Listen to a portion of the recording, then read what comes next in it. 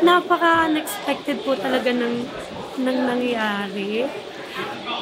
Di ko alam na ako.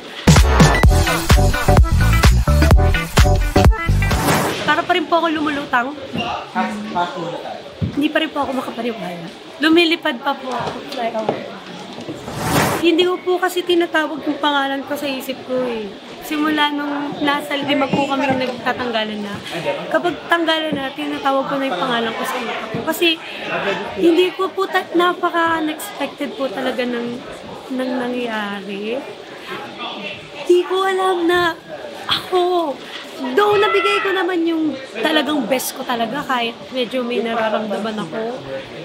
Pero grabe talaga. As in, very thankful ako kasi na-appreciate nila yung mga styles na ginawa ko. Tulad po ng sabi ko talaga, insurance po namin family. Tapos isi-save ko po talaga yung pera kasi problem namin ng money. Ngayon, binabalik ng sobra-sobra talaga ni Lord. So, kailangan ingatan siya.